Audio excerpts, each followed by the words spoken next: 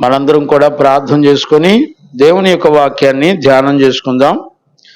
పరిశుద్ధాత్మ దేవుడు ఈ దినాన మన మనోనేత్రాలు వెలిగించబడినట్లుగా, ఆయన మాట్లాడుతుండగా మన దేహంలో వెలుగు కలుగునట్లుగా, ప్రభు మనల్ని దర్శించినట్లుగా ప్రార్థన చేసుకుందాం. ప్రార్థన. మహాపరిశుద్ధుడైన తండ్రి, ఈ పునరుద్ధాన దినాన నీ బిడ్డలమైన మమ్మల్ని అందరినీ కృపతో జ్ఞాపకం చేసుకుంటూ 3 దినాలు శుద్ధీకరణ కూటాల్లో 95వ కీర్తన ద్వారా మమ్మల్ని అందరినీ దర్శించి మాతో మాట్లాడి బలపరిచిన అపారమైన నీ ప్రేమను బట్టి కృతజ్ఞతాస్తుతులు చెల్లిస్తున్నాను నాయనా. ఈ పునరుద్ధాన దినాన నీ వాక్కును ఆత్మను పంపి నీ బిడ్డలమైన మమ్మల్ని అందరినీ పరిశుద్ధులుగాను నీతిమంతులుగాను మహిమగల నీ రాకడ కొరకు మమ్మల్ని అందరినీ సిద్ధపరిచిన నీ ప్రేమను బట్టి స్తోత్రాలు. పరిశుద్ధుడా, నీ శక్తి కలిగిన బలమైన స్వరాన్ని వింటూ ఉండగానే మా ప్రాణాత్మ దేహ శరీరాల్లో చీకటి గల ప్రతి ప్రాంతములో ప్రకాశించున్నట్లుగా కృప దయచేయండి. నీ రాకడ ప్రత్యక్షతలను మేము కనులారా చూచున్నట్లుగా కృప దయచేయండి నాయనా. ఈ మహిమ కలిగిన పరిచర్యల ద్వారా మహిమ ఘనత ప్రభావములు మీరే పొందినందుకు స్తోత్రాలు తండ్రి. నీ వాక్కు నాయనా మా మధ్యలోనికి పంపి మమ్మల్ని అందరినీ పవిత్రపరిచినందుకు స్తోత్రాలు. మరి ప్రత్యేకంగా ఈ దినాన్ని నీ వాక్యం వింటూ ఉండగానే మా మనోనేత్రాలు వెలిగించండి, అంధత్వం నుండి విడిపించండి, ప్రతి చీకటిని గద్దించి విడిపించి ప్రభా గ్రహించుకునే హృదయాన్ని, చూచే కన్నులను, వినే చెవులను మీరు మాకు అనుగ్రహించి నీ రాజ్యము కొరకై మమ్మల్ని అందరినీ మీరు సిద్ధపరిచినందుకు కృతజ్ఞతాస్తుతులు చెల్లిస్తూ యేసు నామంలో ప్రార్థించి అడిగి వేడుకొని పొందినాము తండ్రి, ఆమేన్. ప్రార్థన ఆలకించి మొదటి యోహాను పత్రిక 2వ అధ్యాయం 28, 29 వచనాల ద్వారా మనతో మాట్లాడిన యేసయ్యకు స్తోత్రము చేయుదము. స్తోత్రం స్తోత్రం స్తోత్రం స్తోత్రం స్తోత్రం. తండ్రి కుమార పరిశుద్ధాత్మ దేవునికి స్తోత్రము చేయుదము. స్తోత్రం స్తోత్రం స్తోత్రం స్తోత్రం స్తోత్రం. ఆమేన్. మంచిది నాన్న. మనందరం కూడా మొదటి యోహాను పత్రిక 2వ అధ్యాయము 28, 29 వచనాలు మనందరం కూడా చదువుకుందాం. ఆ వాక్యాలను మనం ఇది నాన్న ధ్యానం చేసుకుందాం. కాబట్టి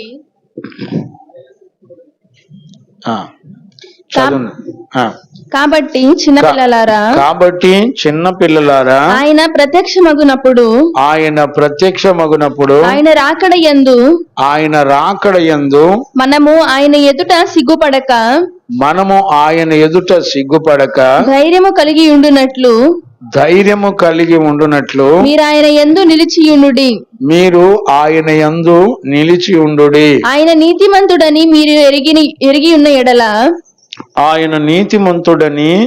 మీరు ఎరిగి ఉన్న ఎడల నీతిని జరిగించు ప్రతివాడును ఆయన మూలముగా పుట్టి ఉన్నాడని ఎరుగుదుము. చాలు.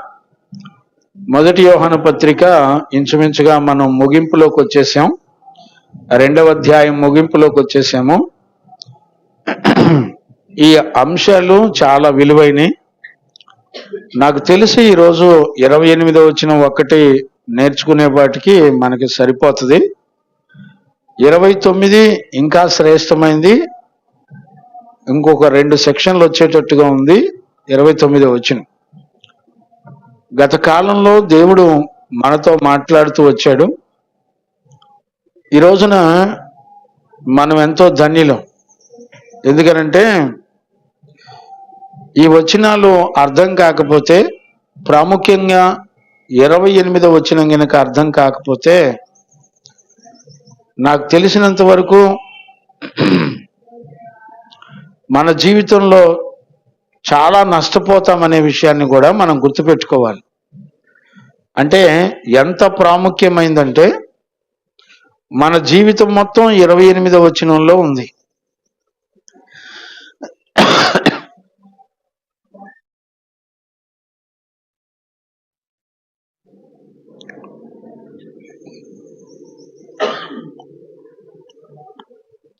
మన జీవితం మొత్తం ఈ 28వ వచనంలో ఉంది.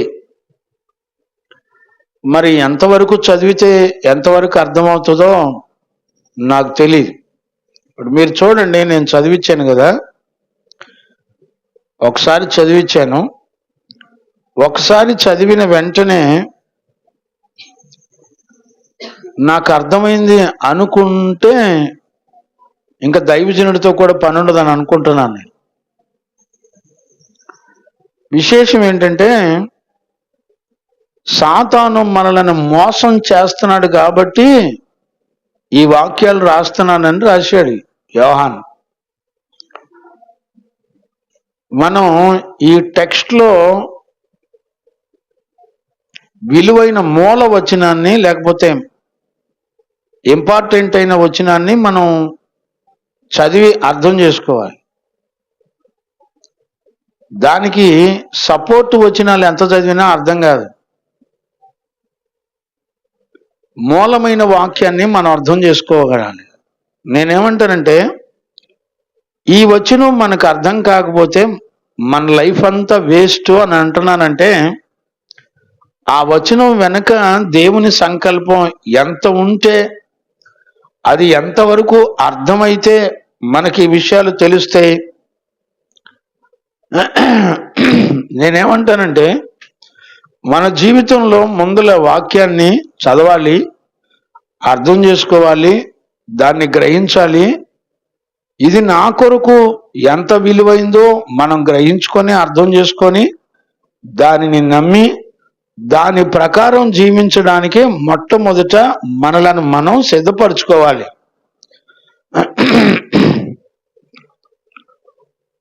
మనకి అలాంటి సిద్ధపడే మనసు లేనప్పుడు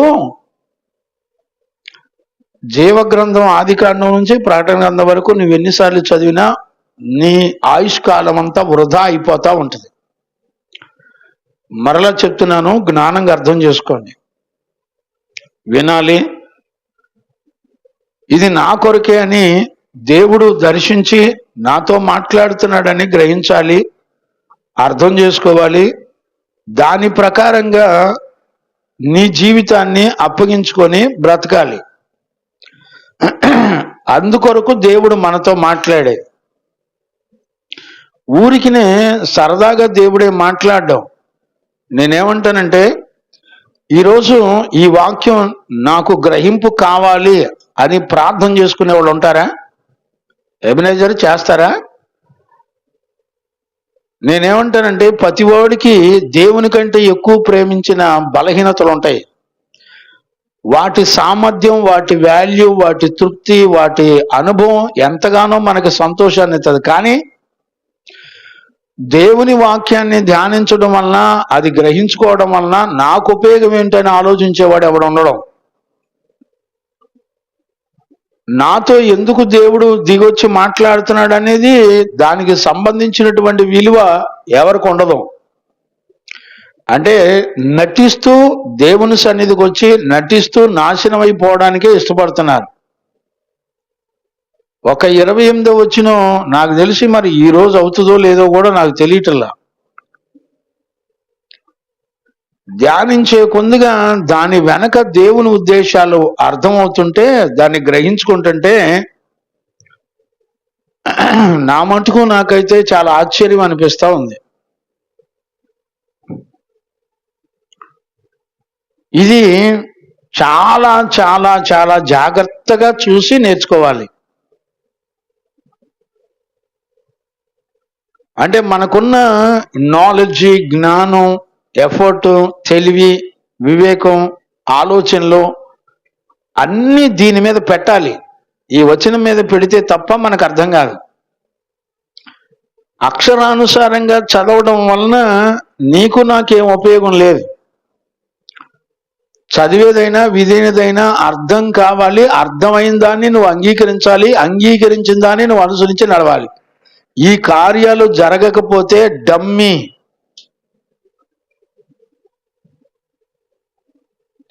ఈ కార్యాలు గనక మనలో జరగకపోతే పెద్ద డ్రామా ఆర్టిస్టులమై కన్ను మూసిన వెంటనే పాతాళంలో ఉంటాం. నేను ఈ 28వ వచనాన్ని ముగ్గురు అపోస్తులు ఒకే విషయాన్ని మాట్లాడినటువంటి సందర్భాన్ని, యేసు ప్రభు మాట్లాడిన సందర్భాన్ని నేను జ్ఞాపకం చేస్తాను. నేనేమంటానంటే, ఒక అపోస్తులుడు మాట్లాడితే సరిపోదా? ఇద్దరు ముగ్గురు మాట్లాడితే, ఇద్దరు ముగ్గురు సాక్ష్యము దట్ విల్ బి కన్ఫర్మ్, అది ఖచ్చితంగా రుజువు చేయబడుతుంది. అంటే ఇప్పుడు ఈ 28వ వచనం మన జీవితాలు మన కొరకై దేవుడు రుజువు చేసినటువంటి విషయాలు ఇవి. దీన్ని అపోస్తులు, పరిశుద్ధులు, దేవుడు కూడా రుజువు చేసి మాట్లాడిన విషయాలు. ఈ రోజుల్లో అసలు దేవుని యొక్క వాక్యాన్ని ఎలా చదవాలి, ఎలా అర్థం చేసుకోవాలి అనేది కూడా చాలా మందికి తెలియదు. నేనేమంటానంటే, వాక్యం అర్థం కానప్పుడు నీ జీవితంలో దేవుడు కోరుకున్న ఏవి కూడా జరగవు. నాకు తెలిసినంత వరకు క్రీస్తుని ఎరగలేరు. లేఖనం అర్థమైనప్పుడు, గ్రహించుకున్నప్పుడు క్రీస్తు మనకు అర్థమవుతాడు. ఆయన అర్థం కాకుండా నువ్వు చేసే భక్తి మొత్తం నిన్ను పట్టుకెళ్ళి పాతాళానికి అప్పగిస్తుంది. అంటే నీ జీవితం మొత్తం టైం పాస్ కింద గడిచిపోతుంది తప్ప నీ జీవితంలో దేవుడు నీ కొరకు ఉద్దేశించినవి, ఆయన నిన్ను సిద్ధపరిచేవి ఏవి కూడా నీ జీవితంలో కనబడవు, ప్రత్యక్షపరచబడవు. ఇది మన బ్రతుకులో అత్యంత ప్రమాదపూరితమైందని దైవజనుడిగా ఖచ్చితంగా మీరు ఈ విషయాలు గుర్తు పట్టాలి. అలా గుర్తుపట్టకపోతే నా మట్టుకు నాకైతే ఈరోజు నాకు చాలా భయం అనిపించింది. నేను ఒకవేళ సరిగా నేను అర్థం చేసుకొని నా బిడ్డలకు బోధించబోతే ఎంత ప్రమాదం జరుగుతుందో అన్నంతగా నా మట్టుకు నేను భయపడిపోయాను నేను దేవుని సన్నిధిలో. దీన్ని ఎంతవరకు నేను గ్రహించుకోవాలో కూడా నాకు అర్థం కాలేదు. అంటే నేను బలిపీఠం మీదకి వచ్చే వరకు కూడా దీన్ని నేను ఎలా భరించుకోవాలో కూడా నాకు అర్థం కాలేదు. మీకు అర్థం కావడం కొరకు ఈరోజు ఎక్కువ రిఫరెన్స్లు ఉంటాయి. అంటే ఒక వచనాన్ని రుజువు చేయడం కొరకు దానికి ఆధారాలన్నీ చాలా రిఫరెన్స్లు ఉన్నాయి, కానీ కొన్ని తప్పనిసరి నేను చూపించాలి. ఎందుకంటే ఇది మనకు అవసరం కాబట్టి నేను ఈ విషయాలను చూపించాలని నేను అనుకుంటున్నాను. చూడండి ఆ మాటను మళ్ళొకసారి 28వ వచనాన్ని మనం చదువుకుందాం. కాబట్టి చిన్న పిల్లలారా ఆయన ప్రత్యక్షమగునప్పుడు ఆయన రాకడ యందు మనము ఆయన ఎదుట సిగ్గుపడక ధైర్యము కలిగి ఉండునట్లు మీరు ఆయన యందు నిలిచి ఉండండి. రైట్, ఇప్పుడు చదివాం కదా. ఇప్పుడు ఈ వచనం అంతట్లో ఒక ఇంపార్టెంట్ వచనాన్ని మనం గుర్తుపట్టాలి. ఇప్పుడు ఇందులో జనరల్గా మనకు అర్థమైన ఏంటి అని అంటే, చిన్నపిల్లలారా ఆయన ప్రత్యక్షమగునప్పుడు ఆయన రాకడ, మళ్ళీ చదువునన్నమాట, ఆయన ప్రత్యక్షమగునప్పుడు ఆయన రాకడ యందు మనము ఆయన ఎదుట సిగ్గుపడక. చూడండి, ఆయన ప్రత్యక్షత అంటే ఏంటి, ఆయన రాకడ అంటే అర్థం ఏంటి? నేనేమంటానంటే, ఎప్పుడైనా ఒక వచనం చదివి ఆలోచించే టైం ఉంటేనే కదా మనం ఆలోచిస్తే అర్థమయ్యేది. ఆలోచించడానికి మన జీవితం మొత్తం అసలు అంత సమయం ఎక్కడిది? జానడ పొట్టకిచ్చిన విలువ, ఈ లోక జ్ఞానం నేర్చుకోవడానికి ఇచ్చిన విలువ, నీకు నిత్య జీవాన్ని ఇచ్చే దేవుని వాక్యాన్ని ధ్యానించడానికి సమయం దొరకదు.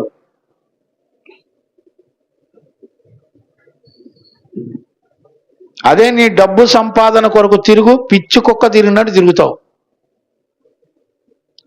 ఉపయోగం ఏమైనా ఉందండి?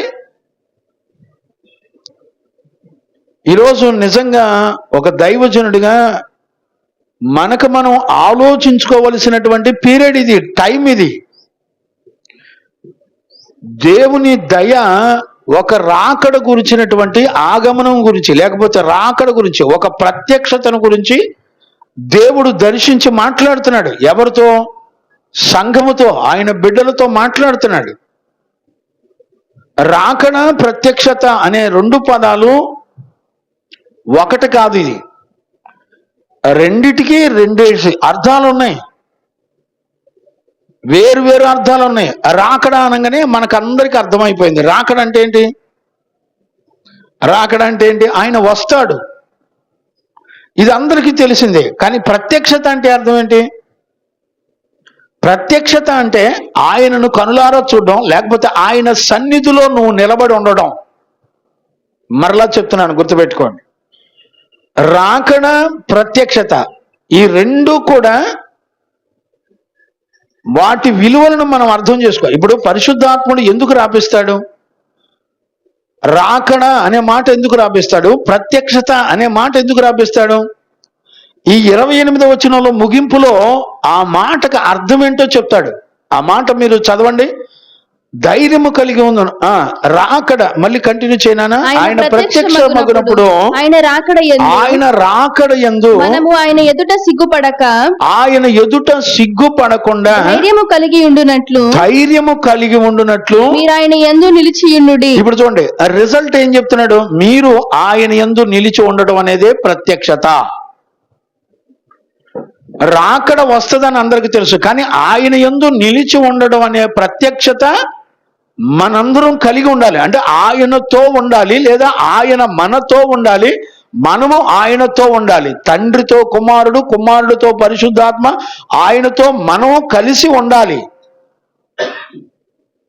ఇదంతా దేని గురించి చెప్తున్నాడు? ఇప్పుడు 28వ వచనం మొత్తంలో మనకు అర్థం కావాలంటే మనకి ఎలా అర్థమవుతుంది?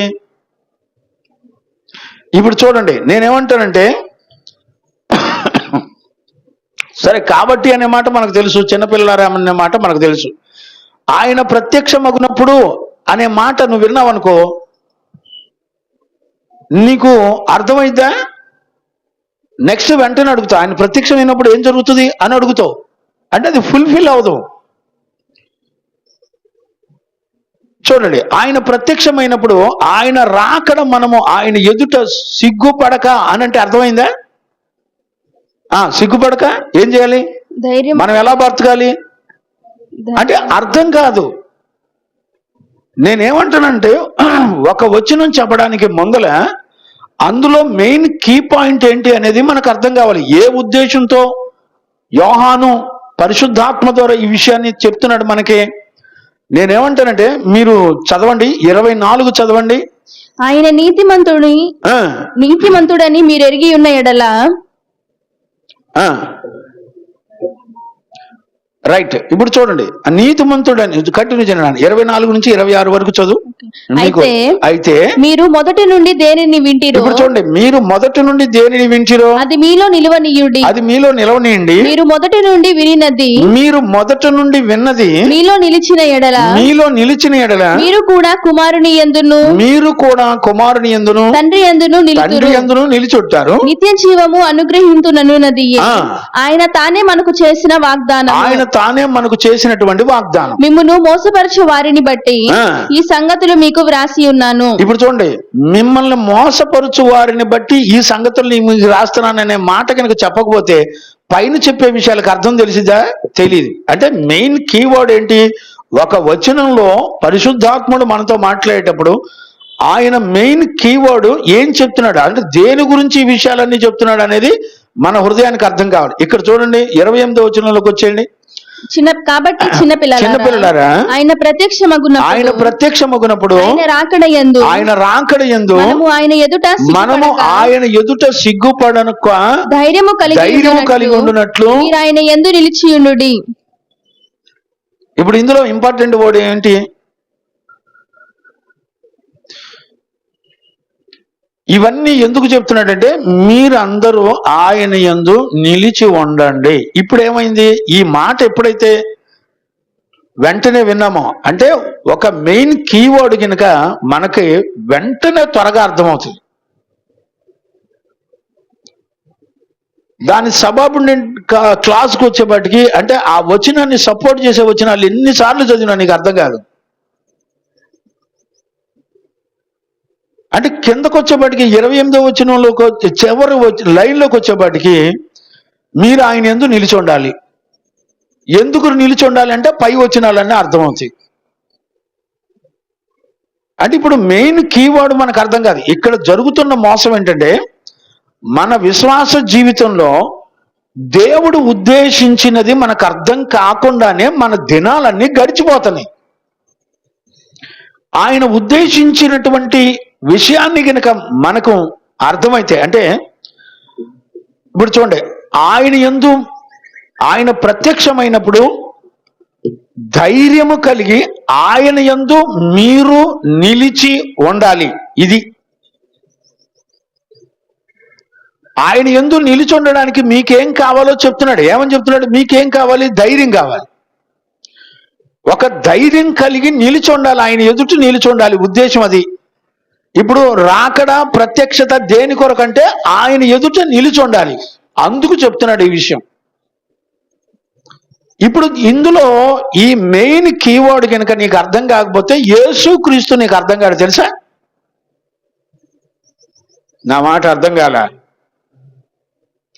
అసలు క్రీస్తు నీతో ఎందుకు సంబంధం కలిగి ఉండి, లేకపోతే నీ కొరకు ప్రాణం పెట్టి నిన్ను రక్షించి నీకు మారు మనసు ఇచ్చి ఆయన నీతిని ఆయన పరిశుద్ధతను నీకు ఇచ్చి నీకెందుకు రక్షణ ఇచ్చాడు అని అంటే నీవు యుగయుగాలు ఆయన ఎదుట ధైర్యము తెచ్చుకొని ఆయన ఎదుట నిలబడాలి.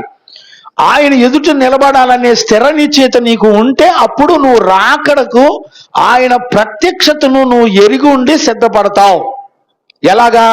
ధైర్యంగా. అంటే నీకు ఒక వచనంలో ఉన్నటువంటి విషయంలో మెయిన్ కీవర్డ్ కనుక నీకు అర్థం కాకపోతే అప్పుడు నీకేమవుతుంది? ఆ వచనంలో ఏం జరుగుతుంది అనేది నీకు అర్థం కాదు, నువ్వు సిద్ధపడలేవు. అంటే అర్థం ఏంటి? వాక్యం నీకు అర్థం కానప్పుడు, క్రీస్తు నీకు అర్థం కాడు, ఆయన కొరకు నువ్వు ఎన్నడూ కూడా సిద్ధపడలేవు. అంటే ఇప్పుడు అంతా ఎక్కడ మోసం జరుగుతుంది? యేసుక్రీస్తు తెలుసు, ఆయన రాకడ వస్తుందని తెలుసు, ఆయన రాకడలో మనం సిద్ధపడి ఎత్తపడాలని తెలుసు, కానీ ఆయన ప్రత్యక్షత తెలీదు. ఆయన ప్రత్యక్షతలో ఏముంది అంటే ఆయనతో మనం నిలిచుండాలి. ఇప్పుడు నీ జీవితం మొత్తం దేని కొరకు నువ్వు బ్రతికుండాలి అంటే నువ్వు ఆయనతో నిలిచి ఉండడానికి నువ్వు బ్రతికుండాలి. అంటే ఇంకొక అదర్ ఆప్షన్స్ లేవా అంటే లేవు. ఇప్పుడు నేనేమంటానంటే ఒక దైవజనుడు, ఒక అపోస్తలుడు యోహాను ఈ విషయాన్ని రుజువు చేస్తూ వచ్చాడు. నేనేమంటానంటే అపోస్తలుడైన పౌలు ఇదే మాటని ఏమని చెప్తాడు చూడండి. నేను ఒక మాట నేను జ్ఞాపకం చేస్తాను. తీతు పుస్తకం 2వ అధ్యాయం 13వ వచనం చదవండి నాన్న. తీతు పుస్తకం 2వ అధ్యాయం అనగా మహాదేవుడును. ఇప్పుడు చూడండి, మహాదేవుడును అనే మాట మనం నిన్న 95వ కీర్తనలో మనం అంతా ధ్యానం చేసుకున్నాం. నేను ఇప్పుడు మళ్ళీ ఆ మాట దగ్గర నేను వినలేను. మహాదేవుడు అంటే ఇంకా ఆయన తప్ప ఇంకా ఎవడో లేడు. లేకపోతే దేవతలు దేవుళ్ళు అనబడిన వారు ఉన్నప్పటికీ ఆయనకు మించిన మహాదేవుడు ఎవరో లేరు. మహా అనే పదానికి ఉన్నటువంటి విలువ అంత గొప్పది. అంటే ఆయనకు సాటి అయిన వాడికి ఎవడో లేడు. దేవుడు అంటానికి ఆయనకు సాటి అయిన వాడు ఎవడో లేడు. ఇప్పుడు అపోస్తలుడైన పౌలు ఏమంటాడంటే అదే మాటను గురించి పౌలు ఏం మాట్లాడుతున్నాడు చూడండి. మహాదేవుడును మన రక్షకుడునైన యేసుక్రీస్తు మహిమ యొక్క ప్రత్యక్షత కొరకు ఎదురు చూచుచు. ఇప్పుడు చూడండి, ప్రత్యక్షత కొరకు ఎదురు చూచుచు ఈ లోకములో, గమనించారన్నా, ఈ లోకములో స్వస్థ బుద్ధితోను నీతితోను భక్తితోను బ్రతుకుచుండవలెనని బోధించుచున్నది. ఆయన సమస్తమైన దుర్నీతి నుండి మనలను. ఇప్పుడు నేనేమంటానంటే ఈ మాటలో మనకేం అర్థమవుతుంది? ఆయన ప్రత్యక్షత అని పౌలు కూడా మాట్లాడుతున్నాడు. ఈ మాటలో మనకు అర్థం కావాల్సింది ఏంటి? యేసుక్రీస్తు నందు ఉంచవలసిన, ఎక్కడ చదివినానా? యేసుక్రీస్తు మహిమ యొక్క ప్రత్యక్షత కొరకు. ఎక్కడ చదివా? 12వ వచనం 13వ. 2:13. రైట్. నేను తీతు చూసి అది తిమోతిలో ఎతుకుతున్నా, ఏంటో కనపడతలేదు అనుకుంటున్నాను. రైట్. మళ్ళీ ఒకసారి చదువునానా. మహాదేవుడును మన రక్షకుడును అయిన యేసుక్రీస్తు మహిమ యొక్క ప్రత్యక్షత కొరకు. చూడండి, యేసుక్రీస్తు యొక్క ప్రత్యక్షత కొరకు ఎదురు చూచుచు. ఇప్పుడు మనందరం ఆయన ప్రత్యక్షత కొరకు ఎదురు చూస్తూ ఉన్నామంట. అంటే అర్థం ఏంటి? ఇప్పుడు మనకి ఆయన రాకడికి ఎలాంటి అటాచ్మెంట్ ఉంది, ఎలాంటి విలువ కలిగి ఉంది? ఆయన రాకడ యొక్క ప్రత్యక్షతకి మన జీవితానికి, మన లైఫ్ అంతా ఏమంటున్నాడంటే మనం ఎదురు చూస్తున్నాం. దేని కొరకు ఎదురు చూస్తున్నాం?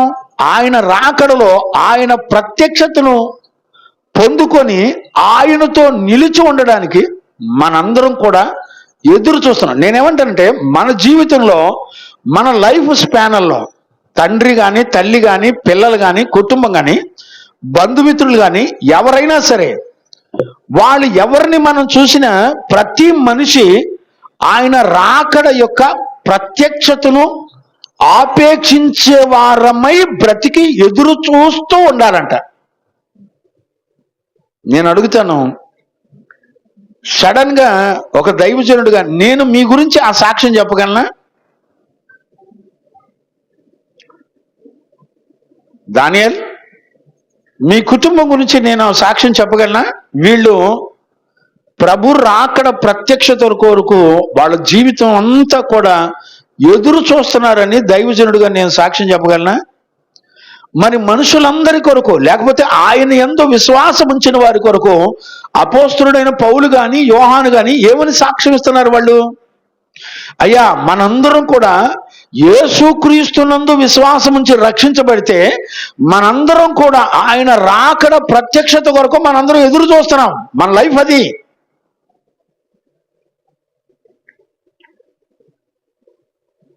ఎలా చెప్పగలిగాడు అంటే, రక్షించబడిన ప్రతి వ్యక్తి యొక్క జీవితం మొత్తం దేని కొరకు చూడాలి ఇప్పుడు అని అంటే, ఆయన రాకడలో, ఆయన ప్రత్యక్షతలో మనము ఆయనతో కూడా నిలిచి ఉండడానికి మనందరం ఎదురు చూస్తూ ఉండాలి. నేనంటాను, ఈ సువార్త విన్నప్పుడు, అందుకనే అక్కడ మనం చదివాం, ఎక్కడ 24 మొదటి యోహాను పత్రిక 2వ అధ్యాయం 24 నుంచి చదివినప్పుడు, మొదటి నుండి మీరు దేనిని వింటిరో అంటే ఏంటి? చదువునానా? అయితే మొదటి యోహాను పత్రిక 2:24. మీరు మొదటి నుండి దేనిని వింటిరో, మీరు మొదటి నుండి దేనిని వింటిరో అది మీలో నిలువనీయుడి. మొదటి నుంచి దేనిని విన్నారు? పోని మన పితరులు ఏది విన్నారు చెప్పండి. పోని హెబ్రీ సంఘానికి అపోస్తలుడైన పౌలు 3వ అధ్యాయంలో రాస్తాడు, 3:4 ఉంటది. మన పితరులకు 4వ అధ్యాయం 5వ వచనాలు అనుకుంటాను, 5, 6, 7 వచనాల్లో ఉంటది అనుకుంటాను. మన పితరులకు ప్రకటించబడిన సువార్త అని రాశాడు. అంటే ఆ రోజుల్లో ఆది కాండము నుంచి ప్రకటించబడిందంతా కూడా ఏంటిదంట? సువార్త. అంటే ఒక సువార్త ద్వారా మనకు అనుగ్రహించబడే ఆశీర్వాదాలు ఏంటి? ఇప్పుడు మొదటి యోహాను పత్రిక 2వ అధ్యాయంలో మనం మళ్ళీ ఒకసారి చదువునా 24. మీరు మొదటి నుండి దేనిని వింటిరో, మొదటి నుండి దేనిని గురించి విన్నారు? సువార్తను గురించి విన్నారు. అది మీలో నిలువనీయుడి. అది మీలో నిలిచి ఉండండి. మీరు మొదటి నుండి వినినది, మీరు మొదటి నుంచి విన్నది మీలో నిలిచిన ఎడల, మీలో నిలిచి ఉన్న ఎడల మీరు కూడా కుమారుని యందును. ఎప్పుడు? దేవుని యందు మీరు నిలిచి ఉంటారు. ఎప్పుడు? వాక్యాన్ని, అంటే సువార్తను నువ్వు నమ్మాలి, వినాలి, నమ్మాలి. అది నీ కొరకని నీ జీవితంలో దాన్ని విశ్వసించి జరిగించాలి. అలా జరిగించినప్పుడు అది నిన్ను దేవుని యందును, తండ్రి యందును, కుమారుని యందును నిలిచి ఉండేటట్టు చేస్తుంది. ఇప్పుడు నేనేమన్నానంటే, వాక్యం ద్వారా దేవుడు నీకు ఈ జీవితం చేయాలని చెప్పాడు. నువ్వు నమ్మావా? పనికి మాలిన చెత్త మందండి. అదేదో శాస్త్రం అంటారు చూసారా, విగ్రహం పుష్టి నైవేద్యం నష్ట, ఏంటిది అది? అబ్బాయి అంతేనా? ఎందుకంటే దానిలో చెప్పాలి. ఆకారాలకు మాత్రం రంగు ఎరుపు, అసలు కండలు, అవును అంతేనా?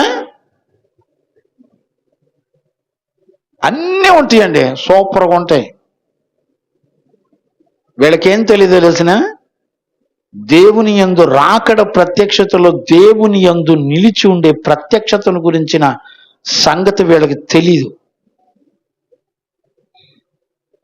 నీకు తెలియకపోతే నువ్వెంత నష్టపో. ఇప్పుడు చెప్పండి, నేనంటాను, ఒక సువార్త నీతో మాట్లాడినప్పుడు అది నీకు అర్థం కాలేదంటే దాని అర్థం ఏంటి?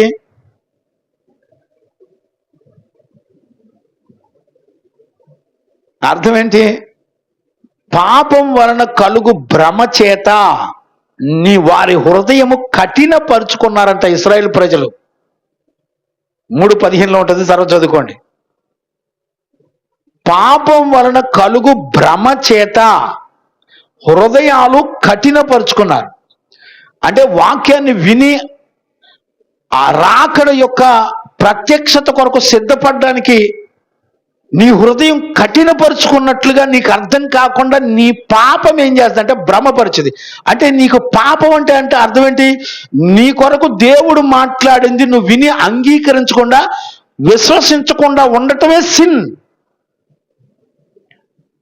దేవుడు నీ కొరకు మాట్లాడిన విషయాలు నీకు అర్థం కాకుండా, అంగీకరించకుండా, నమ్మకుండా ఉండటం అనేదే సిన్, పాపం. ఇక ఇంతకంటే గొప్ప పాపం నువ్వేం చేయాల్సిన అవసరం ఏమి లేదు. అందుకనే పాపం నిన్నేం చేస్తుంది? ఎందుకు నీలో పాపం నిలిచింది? కారణం ఏంటి అంటే నువ్వు దేవుని నమ్మలా, ఆయన మాటని నమ్మలా, ఆయన నీకు ఎలాంటి వాడో నీకు అర్థం కాలా. కనుకనే నీ జీవితంలో ఏమర్థమవుతుంది? అర్థం కాదు. క్రీస్తు ఆగమనం యొక్క రాకడ యొక్క ప్రత్యక్షతను గురించి నువ్వు విన్న సువార్త నిన్ను రాకడ ప్రత్యక్షతను గ్రహించుకునేటట్టు చేసి, నీకు పరిశుద్ధాత్మ నీకు సహాయం చేసి నిన్ను సిద్ధపరిచి నడిపిస్తుంది. ఏ పరిశుద్ధ వాక్యము ఆత్మయు జీవమైందో ఆ వాక్యమును జీవమును నువ్వు ఇంతవరకు నమ్మలా. నమ్మితే ఆ వాక్యము నిన్ను మొదటి నుంచి నువ్వు ఏది విన్నావో దాని యందు నిలిచి ఉండేటట్టు చేస్తుంది. నిలిచి ఉన్నావు గనక అప్పుడు నీతో తండ్రి ఉంటాడు, తండ్రితో నువ్వు ఉంటావు. కుమారునితో తండ్రి ఉంటాడు, తండ్రితో కుమారుడు ఉంటాడు, కుమారుడితో మనం ఉంటాం. అంటే ఇక్కడ చూడండి, పౌలు ఏ కాన్సెప్ట్తో చెప్తున్నాడో, యోహాను ఏ కాన్సెప్ట్తో చెప్తున్నాడో, ఏ ఉద్దేశంతో చెప్తున్నాడో మనకి స్పష్టంగా అర్థం కావాలి. 1, 2, 2 విషయాల్లో మనం రుజువుగా నిలబడుతుంది ఇది. అపోస్తలుడైన పేతురు కూడా ఏం చెప్పాడో చూడండి నాన్న. 2 పేతురు పుస్తకం 3వ అధ్యాయం 12వ వచనం చదవండి. వారు అయితే పట్టబడి చంపబడుటకే స్వభావ సిద్ధముగా పుట్టిన వివేక శూన్యములకు మృగముల వలె నుండి తమకు తెలియని విషయములను గూర్చి దూషించుచు తమ దుష్ప్రవర్తనకు ప్రతిఫలముగా హాని అనుభవించుచు తాము చేయు నాశనముతోనే తామే నాశనము పొందుదురు. ఒకనాటి సుఖానుభవము. ఎక్కడ చదువుతున్నాను నాన్న? 2 పేతురు 2:3-12 నాన్న. ఇవన్నీ ఇట్లు లయమైపోవునవి గనుక, ఇవన్నీ ఇట్లు లయమైపోవునవి గనుక ఆకాశములు రగులుకొని లయమైపోవునట్టియు పంచభూతములు మహావేంద్రముతో కరిగిపోవునట్లియు దేవుని దినపు రాకడ కొరకు కనిపెట్టుచు దానిని ఆశతో ఆపేక్షించుచు. చూడండి, కనిపెట్టుకుంటూ ఉండాలి, ఆశతో ఆపేక్షిస్తూ ఉండాలి. ఆపేక్షించుచు మీరు పరిశుద్ధమైన ప్రవర్తనతోను భక్తితోను ఎంతో జాగ్రత్త గలవారై ఉండవలెను. అంటే నీ జీవితం మొత్తం దేని కొరకు సిద్ధపడాలి అండి? దేని కొరకు సిద్ధపడాలి? రాకడ కొరకు కనిపెట్టుకుంటూ ఆశతో ఆపేక్షిస్తూ ఏం చేయాలి? పరిశుద్ధమైన ప్రవర్తనతో భక్తితో మీరు ఎంతో చాలా కేర్ఫుల్ లైఫ్ చేయాలి.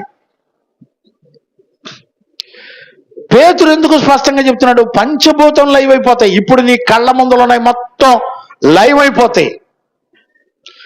ఆయన ఏమంటాడు తెలిసిన? భూమి ఆకాశాలు గతించిపోతాయి కానీ నా మాటలు ఒక పొల్లైనను సొన్నైనను పోవో. స్పష్టంగా చెప్తున్నాడు.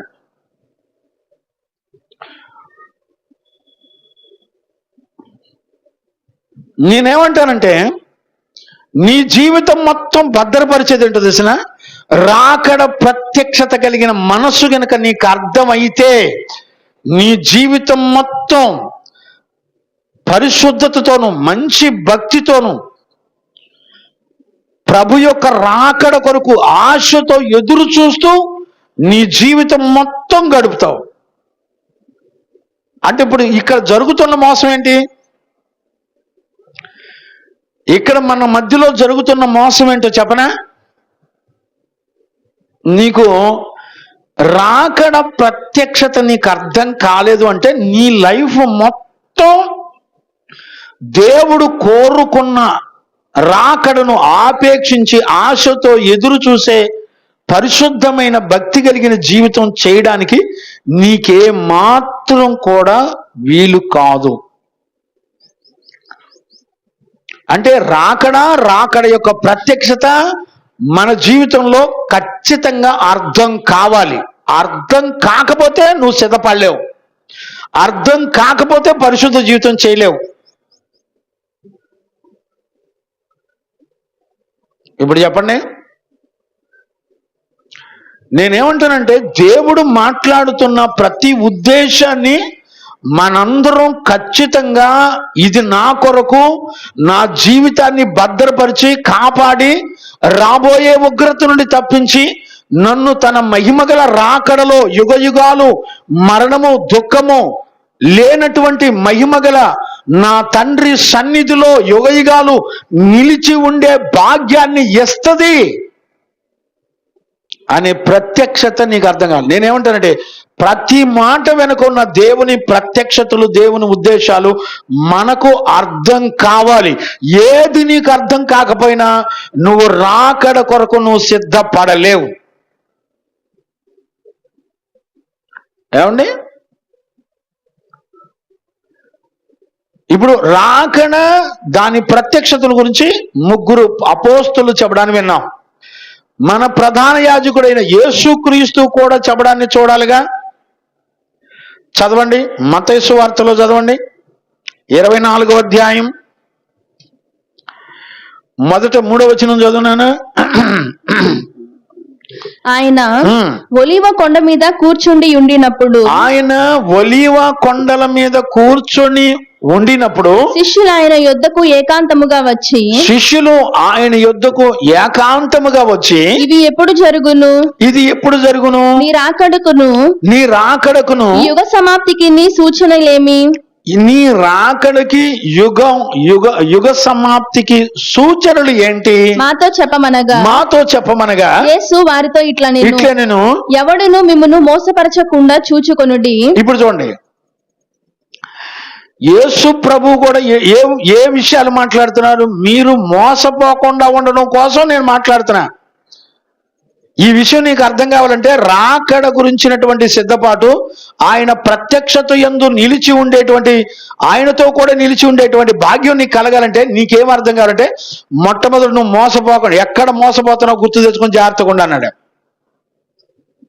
అదే మాట ఇప్పుడు యోహాను పత్రిక 2వ అధ్యాయం 26వ వచనంలో కూడా యోహాను కూడా అదే దేవుని ఆత్మచేత అదే మాట చెప్తున్నాడు. మీరు మోసపోకుండానట్లు నేను మీకు ఈ సంగతులు చెప్తున్నాను. గుర్తుపడుతున్నారా మీరు?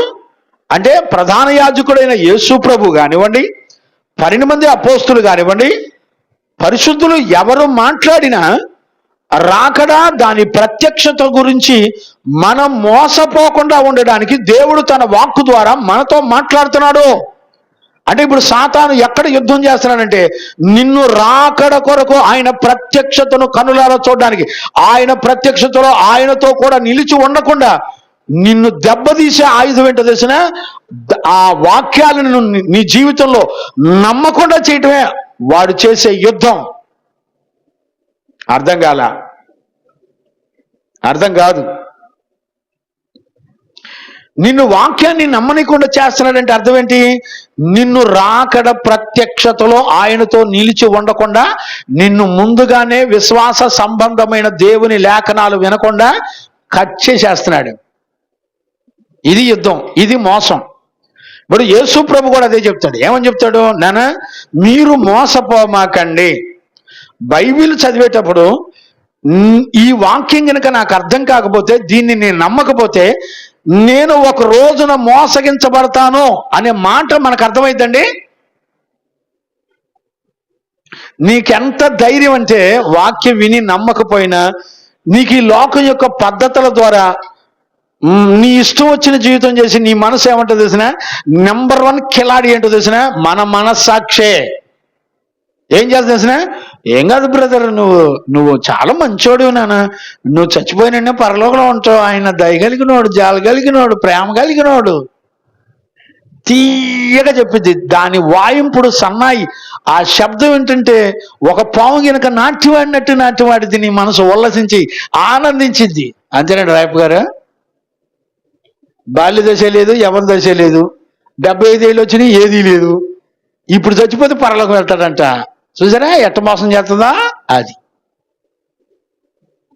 ఊరికే ఉదాహరణకి చెప్తున్నానులేండి. అంటే 75 సంవత్సరాలు ఈయనకొకలా తిరిగి తిరిగి తిరిగి తిరిగి లోకంలో పడి కొట్టుకులాడి చచ్చిపోయేటప్పుడు దేవుడు నన్ను అసలు ఎంత ప్రేమిస్తున్నాడో. అవునా? దేవుడు అంటాడు, పరిశుద్ధులు అపోస్తులు అంటారు, మీరు మోసపోమాకండి. ఎక్కడ మోసపోతారో తెలిసిన? మీరు విశ్వాసంలో రాకడ ప్రత్యక్షతను గురించినటువంటి విశ్వాసం మీలో లేకపోకుండా, విశ్వాసం నీ వాక్యాన్ని నమ్మనీయకుండా విశ్వాసం అనే దాన్ని కట్ చేస్తాడు అపవాది. ఇప్పుడు అపోస్తులుడైన పౌలు ఏమంటాడు? 2 తిమోతి పత్రిక 4:7 ఏమంటాడు? చదువునాను. నేను మంచి పోరాటం నేను పోరాడాను, నా పరుగు నేను కడముట్టించాను, విశ్వాసము కాపాడుకోండి. చప్పలు కొట్టండి గట్టిగా, దేవునికి మహిమ కలుగును గాక. Praise the lord. నేనేమంటానంటే విశ్వాసాన్ని కాపాడుకున్నాడంటే ఏది అక్కర్లేదు, ఆయనకి అక్కర్లా. ఎందుకో తెలిసిన? నీకు దేవునికి ఆ సంబంధం లేకపోతే ఆయన ఉద్దేశాలని నీ జీవితంలో నెరవేర్చబడాలంటే మొట్టమొదట వాక్యమును నమ్మి విశ్వసించే ఆ లక్షణాలు, విశ్వాసాన్ని నువ్వు కాపాడుకోవాలి. ఎందుకో తెలిసిన? లోకంలో ఉన్నవన్నీ కూడా అంతేనా, మీరు ఆడుకుంటా ఉండండి, అంతే. ఆట ఆడేవాడు ఒకడొచ్చి నీ పక్కన కూర్చుంటే నీ విశ్వాసం మొత్తం అడ్రస్ లేకుండా పోయింది.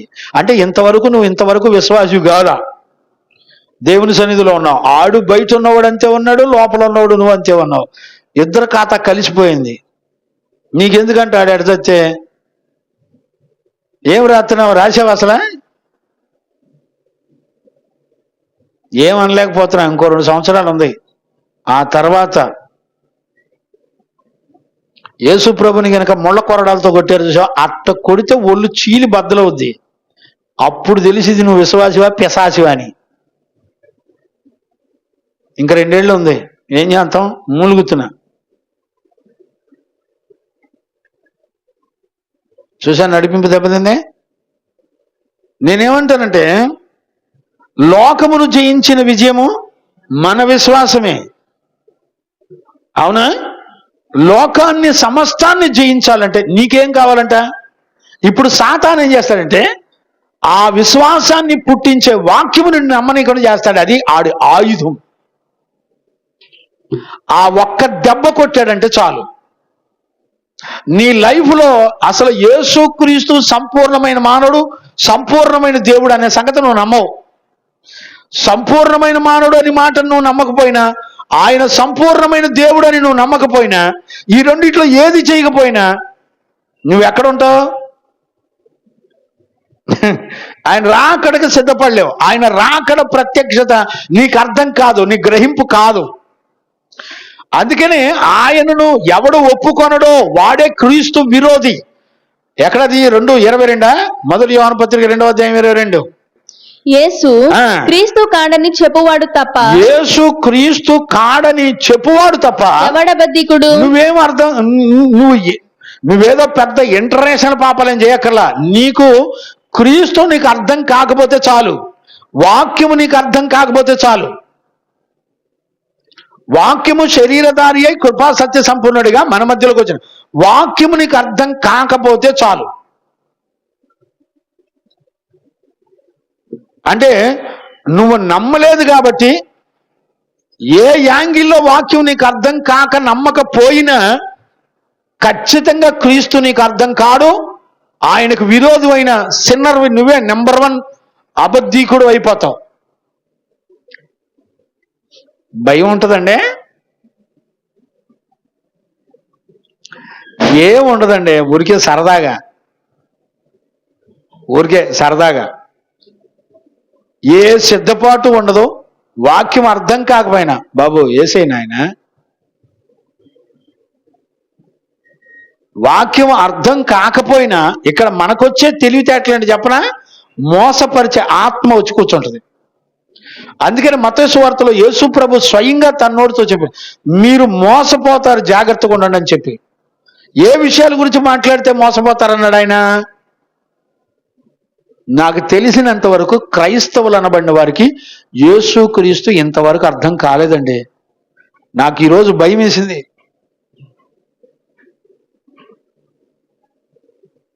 గత 3-4 రోజుల నుంచి నాకు ఆరోగ్యం బాగాల, షుగర్ బాగా ఎక్కువైపోయి ఆ కాళ్ళలో సురుకు పోట్లు, అసలు ఒక కత్తి దించి బయటికి లాగితే ఎట్టుంటుందో అలా ఉన్నాయండి. అసలు అలా గుచ్చి లాగి మళ్ళీ గుచ్చి లాగితే ఎట్టుంటుంది అట్టుంటది. సెకండ్కి అట్ట వచ్చిపోతా ఉంటుంది ఆ పెయిన్.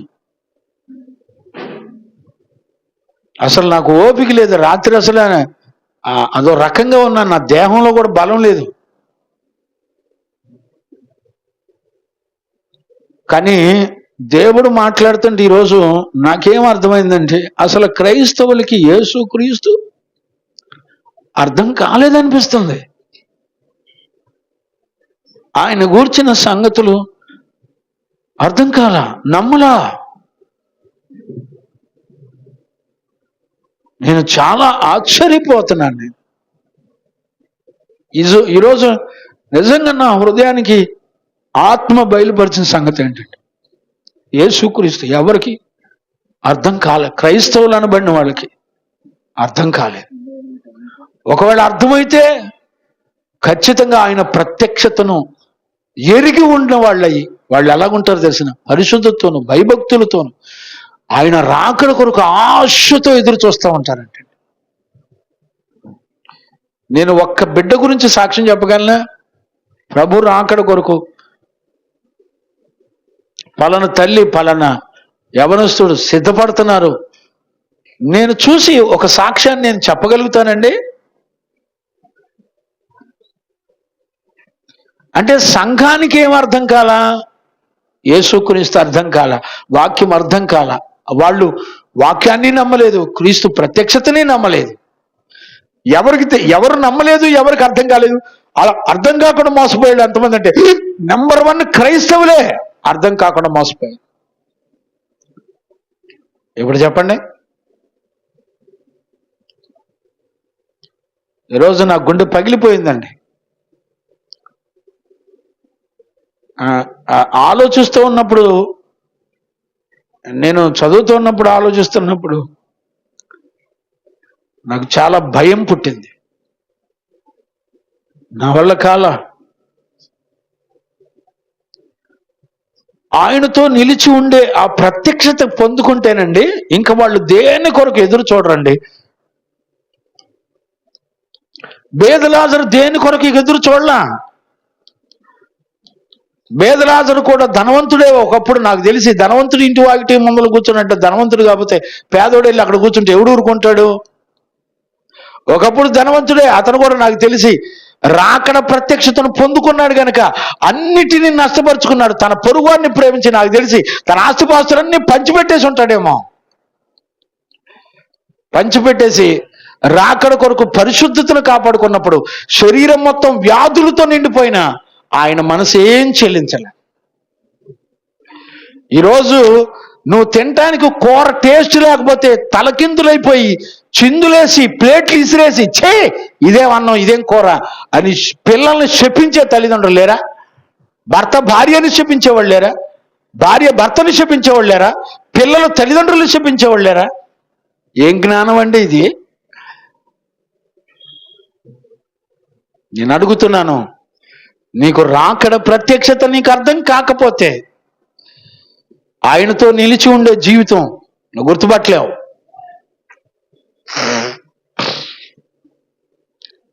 మత్తయి సువార్త చూడండి, ఈ పూటకి సరిపోద్ది. 24లో చూడండి.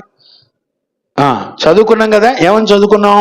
యేసు వారితో ఇట్లా నేను ఎవడును మిమ్మును మోసపరచకుండా చూచుకొనుడి. యేసు వారితో ఇట్లను ఎవడూను మిమ్మల్ని మోసపరచకుండా చూచుకొనుడి. అనేకులు నా పేరట వచ్చి నేనే క్రీస్తునని చెప్పి పలువురిని మోసపరచెదరు. ఇదే యోహాను పత్రిక 2వ అధ్యాయంలో మనం ఏం చదివాం? 18-19 చదువునానా? మొదటి యోహాను పత్రిక 2వ అధ్యాయం 18-19 వచనాలు చదువు. చిన్నపిల్లలారా, కడవరి గడియ క్రీస్తు విరోధి వచ్చునని వింటిరి కదా, మీరు వింటిరి కదా. ఇప్పుడును అనేకులైన క్రీస్తు విరోధులు గమనించారా? ఇప్పుడును అనేకులైన క్రీస్తు విరోధులు అంటే అర్థం ఏంటి?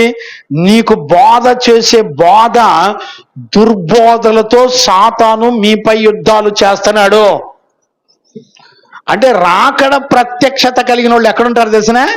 దుర్బోధల నుండి వేరై వాళ్ళు అపోస్తుల యొక్క సహవాసంలో, బోధలో, పరిశుద్ధుల సహవాసంలో, రాకడ ప్రత్యక్షత పొందినటువంటి అపోస్తుల సహవాసంలో వాళ్ళు నిలిచి ఉంటారు. మరి నువ్వు ఏ సంఘంలో కట్టబడి ఉన్నావు? ఎక్కడ నిలిచి ఉన్నావు? తెలీదు. ఎవరు బోధలు వింటున్నావు? తెలీదు. ఏం చెప్పాలండి? అంటే రాకడలో కడవరి దినాలలో, ఎప్పుడు కడవరి దినాలు? ప్రభు మొదటి రాకడవే కడవరి దినాలు. ఆయన వచ్చిందే కడవరి దినాలు ప్రారంభంలో. మళ్ళా రెండవ రాకడ వచ్చినప్పుడు కడవరి దినాలు ముగించబడతాయి. ఆయన మొదటి రాకడ రెండవ రాకడ వరకు ఉంటది కడవరి దినాలు.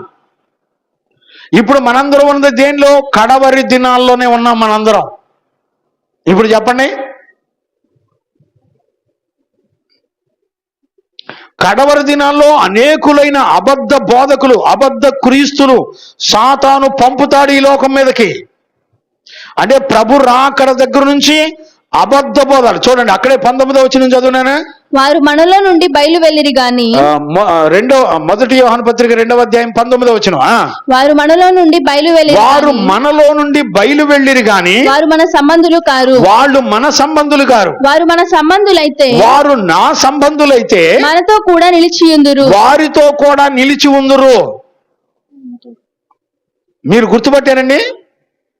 అంటే యోహాను మాట్లాడుతున్నా, యేసు ప్రభు మాట్లాడుతున్నా, అపోస్తుడైన పౌలు మాట్లాడుతున్నా, రాకడలో మనం మోసపోకుండా రాకడ యొక్క ప్రత్యక్షతను మనం కలిగి ఉండి ఆయనతో నిలిచి ఉండే జీవితంతో, ఆశతో ఎదురు చూస్తూ మన జీవితం మొత్తం ఆధారపడి బతకాలి.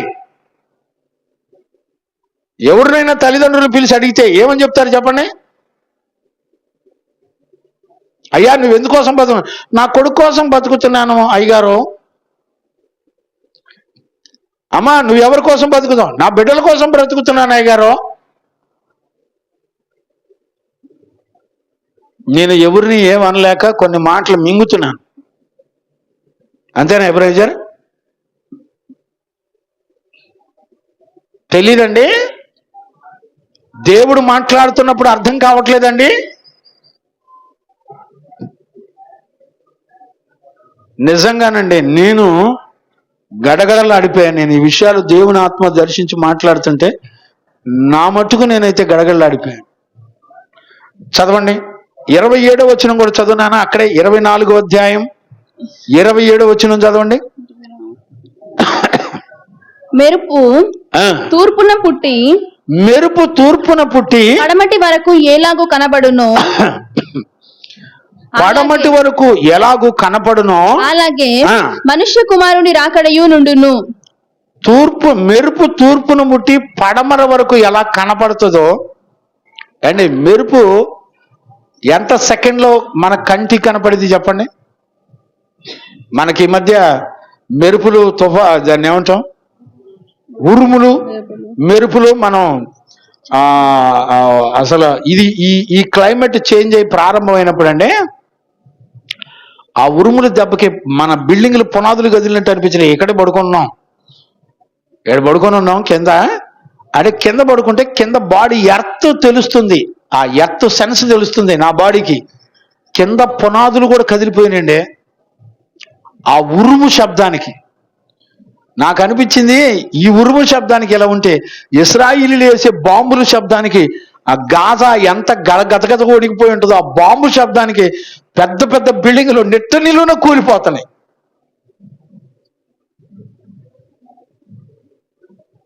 నిజంగా నేను ఆశ్చర్యపోయిన ఆ రోజు.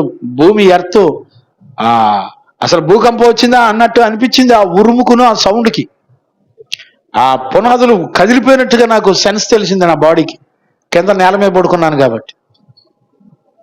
అర్థమైందండి. ఆయన రాకడ ఎలాగుంటుందో తెలిసిన, రాకడ ప్రత్యక్షతకు నువ్వు సిద్ధపడకపోతే ఆయన రాకడ ఎట్లుంటుందంటే తూర్పును మెరుపు పుట్టి పడమటి. చూడండి, ప్రపంచం మొత్తం ఒక్కసారి ఒక్క మెరుపు అటు మెరిసిపోద్దంటండి. ఇది ఎక్కడి వరకు? తూర్పు నుంచి పడమర వరకు మెరిసిన అలా ఉంటుందంట ఆయన రాకడ. అంతకంటే ఇంకా అందులో కొన్ని సెకండ్స్ కంటే తక్కువ, అంతలో వచ్చి వెళ్ళిపోతాడు ఆయన. మరి ఆయన రాకడ, ఆయన ప్రత్యక్షత రెండు పొందుకున్నామండి మనం. అసలు ఆయన రాకడ మెరుపులేగా ఎట్లుంటుందని నా సంగతి నీకు తెలుసు? అసలే గుర్తుపడతావా? ఏమి లేదండి, అంత్య దినములలో వారి కడుపే వారి దేవుడైన. ఏం తింటాం, ఏం తాగటం, ఏం కొనుక్కుందాం, ఏం చేద్దాం. నీతో మాట్లాడే దేవుని మాట నాకు ఎంతవరకు అర్థమైంది అనుకుని ఆలోచించేవాడు ఎవడన్నా ఉంటాడా? నేను చెప్పనా, మీకు గనక నేను ప్రకటించకపోతే నాకు కూడా వాక్యం అర్థం కాదండి. నిజమే నేను చెప్తున్నా. నేను నటించాల్సిన అవసరం లేదు. మీకు బోధించాలని నేను నేర్చుకుంటే ముందర అది నన్ను సిద్ధపరుస్తుంది. అర్థమైందా? వినేవాడి కన్నా ఎవడికి ఎక్కువ అర్థమైంది అంటే బోధించేవాడికి అర్థం ఎక్కువ అవుద్ది. అంటే మీరు ఏం చేయాలి? ఆయన గూర్చినటువంటి బలలో చేసే ప్రతివాడు ఆయన గూర్చినటువంటి క్రీస్తు జనన మరణ పునరుద్ధానాన్ని గురించి ప్రకటించాలి.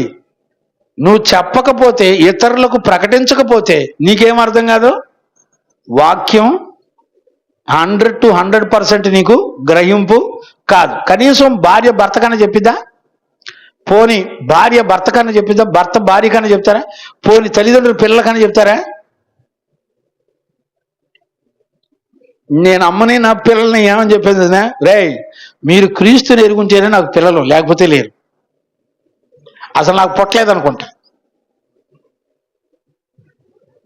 అర్థమైందండి? మీరు బ్రతికితే దేవుని కొరకే బతకాలి, ఇక వేరే ఆప్షన్ లేదు. ఇంతే. మిమ్మల్ని చిన్నప్పుడు ఇద్దరిని సంపూర్ణతగా అప్పగించా, దేవుని చేతికి అప్పగించా. వాళ్ళు చిన్నోడైనా సంపూర్ణంగా సేవ చేయవలసిందే, వేరే ఆప్షన్స్ ఏమి లేవు. ఎందుకని? రాకడ ప్రత్యక్షత. నేను ఉపదేశాన్ని మీకు బోధిస్తున్నప్పుడు అది నన్ను కూడా సిద్ధపరుస్తుంది, అది నాకు కూడా గ్రహింపునిస్తుంది. దేవునికి మహిమ కలుగును గాక. Praise the lord. అందుకనే మనం ఏం చేయాలంటే ఆయన గురించి నువ్వు విన్నప్పుడు, విన్న సత్యాన్ని, నీ మనసు అంగీకరించినటువంటి సత్యవాక్యాన్ని ఇతరులకు కూడా ప్రకటించాలి. దేవునికి మహిమ కలుగును గాక. Praise the lord. 27వ వచనం చదివాం కదా. ఇప్పుడు 37వ వచనంలోకి వెళ్ళండి. 37 నుంచి చదవండి. నోవాహు దినములు ఎలాగుండెనో. ఇప్పుడు జాగ్రత్తగా అర్థం చేసుకోండి. నోవాహు దినములు ఎలాగుండెనో, మనుష్య కుమారుని రాకడయును అలాగే ఉండును. మనుష్య కుమారుడి యొక్క రాకడను అలాగునే ఉండును. నేనేమంటానంటే ఈ మాటలన్నీ చెప్పేది ఎవరు? యేసుక్రీస్తు చెప్తున్నాడు. నా రాకడలో ముందల మీరు మోసపోకుండా జాగ్రత్తగా ఉండండి. దేని గురించి మోసపోతారంటే దుర్బోధ, అంటే నిన్ను రాకడ యొక్క ప్రత్యక్షతకు సిద్ధపడే విశ్వాసం, వాక్యాన్ని నమ్మే విశ్వాసం లేకుండా నిన్ను మోసం చేస్తారు. జాగ్రత్తగా ఉండండి. రెండోది ఏమంటున్నాడు? ఆయన రాకడ ఎంత రెప్పపాటులో జరిగిద్దో, ఒక మెరుపు తూర్పును పుట్టి పడమటికి వెళ్ళే లోపల అట్లా చరిక్కమని అట్లా అని వెళ్ళిపోద్దో అలాగ ఉంటుంది రాకడ. ఊరికే నువ్వు అనుకున్నట్టుగా ఇటు చూస్తుంటే ఆయన అలాగొచ్చి నువ్వు అలాగ లేచి వెళ్ళిపోతున్నట్టుగా ఉండదు. అలా రెప్పపాటులో, రెప్ప ఎన్ని సెకండ్లో అట్టనట్టు అంటామో అంతకంటే ఎన్నో మిల్లీ సెకండ్స్ తక్కువలో అటు జరిగిపోద్దండి. అయిపోయిన తర్వాత ఇంకా ఆయన ఏమంటాడంటే 37వ వచనంలో ఏమంటాడు? నోవాహు దినములు ఎలాగుంటాయో అలాగుంటాయి నా రాకడ. ఏమండి, నోవాహు దినాలు ఎలాగుంటాయి ఎప్పుడైనా చూసారా మీరు? చూసారా? నోవాహు దినాలు ఎలాగున్నాయంట ఆదికాండం 19వ అధ్యాయంలో రాయబడి ఉంటాయి. చదవద్దులే, మన సమయం లేదు. ఎలా ఉంటాయంట? బాలురును వృద్ధులను ప్రజలందరూ కామాతురత కలిగిన వాళ్ళై ఏం చేస్తా ఉంటారంట? వాళ్ళకి మనుషుల దేవదూతల అనే వ్యత్యాసం కూడా ఏముండదు, దేవుడా దెయ్యం అనే వ్యత్యాసం కూడా ఏముండదు. ఎవరైనా సరే కంటి కనబడితే చాలు వాళ్ళతో కామ వికార చేష్టలు చేయడానికి సిద్ధపడి ఉంటారంట. ఇప్పుడు చూడండి, నీకు ఆకడ అర్థం కావాలంటే నీకేం తెలియాలి? ప్రజలందరూ నోవాహు దినాలు ఎలాగుంటారు అలాగుంటారని చెప్పి. ఇప్పుడు నీ పిల్లల్ని ఎంత భయభక్తులతో పెంచాలి? అంటే క్రైస్తవులేనండి వాళ్ళ పిల్లల్ని ఏమన్నారు తెలిసిన? మావాడు ఇంజనీర్, మావాడు డాక్టర్. అవునా? అంటే నీకేం అర్థం కాల? క్రీస్తు దేవుని యొక్క రాకడ ప్రత్యక్షత నీకు అర్థం కాలా. యేసు క్రీస్తు యొక్క సువార్త నీలో నిలిచి ఉండలా. ఆ సువార్త నీకు అర్థమై అది నువ్వు అంగీకరించి నీలో నిలిచుంటే ఆ సువార్త రాకడ కొరకు నిన్ను సిద్ధపరిచింది. రాకడ ప్రత్యక్షత కొరకు ఆత్మ నీకు సహాయం చేసి నిన్ను సిద్ధపరిచింది. అంటే నీకు ఇంతవరకు ఏం అర్థం కాలా? యేసు క్రీస్తు నీకు అర్థం కాలా, ప్రభు యొక్క రాకడ ప్రత్యక్షత నీకు అర్థం కాల, వాక్యం అర్థం కాల. అంటే ఆల్రెడీ ఆ వాక్యాన్ని, రాకడ యొక్క ప్రత్యక్షత గురించినటువంటి ఉపదేశాన్ని నువ్వు విశ్వసించకుండా సాతాను నిన్ను ఎప్పుడో పడగొట్టేశాడు. నోవాహు దినాలు ఎలాగుంటాయి అని చెప్పాడు. నీ మైండ్లో ఏముంటుంది? పిల్లలు అంతేలేండి, మరి వాళ్ళు అలానే చూస్తారు అంతే. ఇప్పుడు మా లియోరాజ్ షైనమ్మ అన్నం దినాలు రామ్మ అంటే గబగబ వెళ్ళి ఫోన్ తీసుకొచ్చి ఎట్టెత్తది అంటే ఫోన్ ఆన్ చేసి నాకు ఇస్తే నేను తింటా, లేకపోతే తిన్నాం. అర్థమైందండి?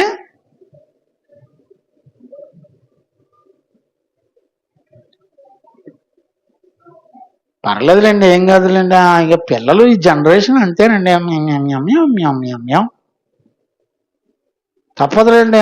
అంతేనా ఇసాక్ దొరగారు? అదే ఇంటి దగ్గర ఉంటే క్రికెట్ నేను ఎరగదీసేవాడిని అయ్యగారా, ఏదో 7 ఉండబట్టి బైబిల్ పట్టుకొని తిరుగుతున్నాను కానీ. అంతేనా గురుగారు? అయ్యా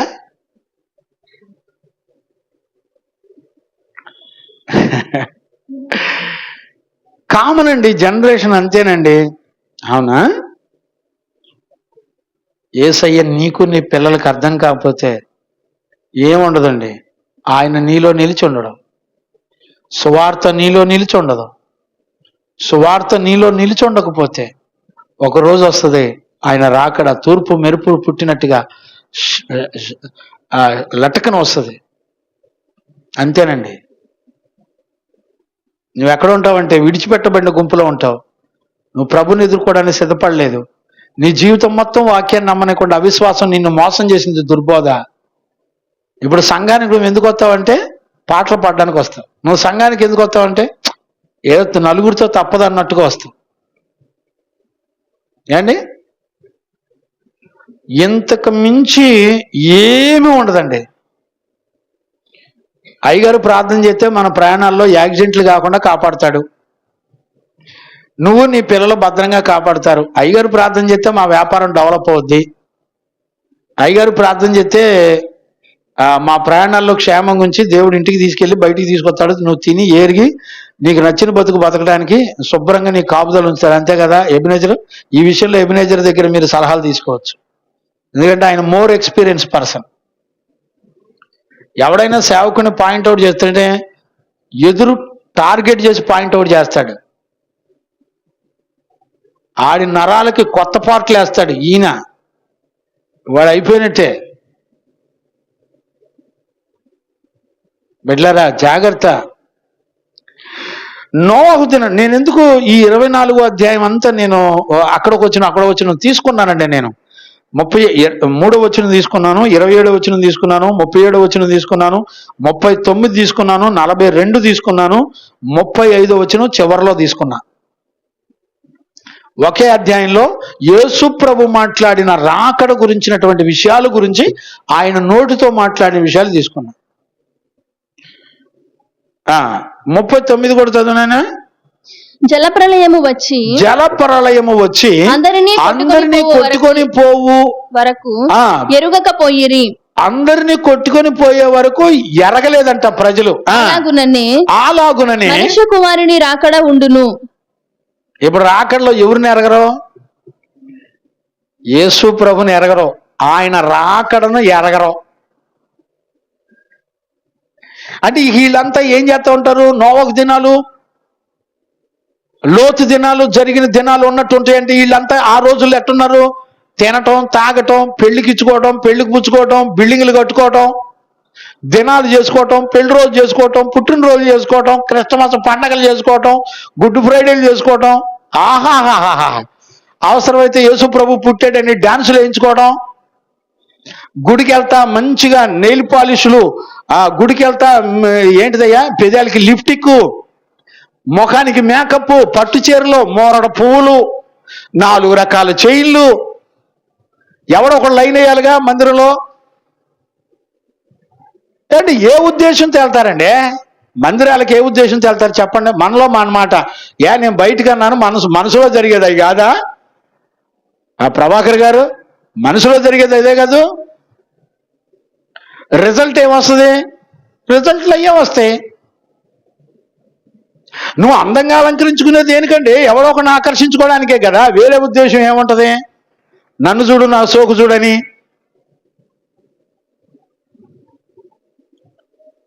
నేను అందుకే ఈ రాకడ గురించినటువంటి విషయాలు తీసుకుంది. ప్రజలంతా ఏ పనిలో ఉంటారంటే, బిల్డింగ్ లేదండి, ప్రార్థన చేయండి అయ్య గారు.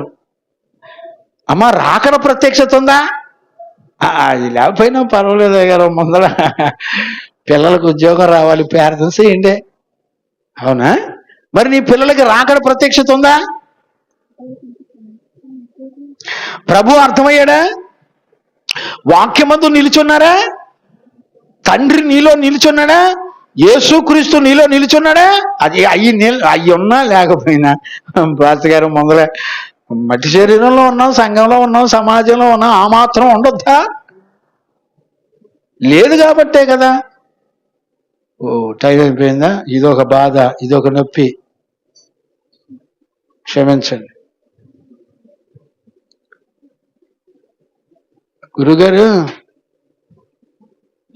మరి ఇది పెడతావా, ఇది పెడతావా? ఇదే బాగున్నట్టుంది, ఇది పెట్టనా? దేవునికి మహిమ కలుగునుగాక. Praise the lord.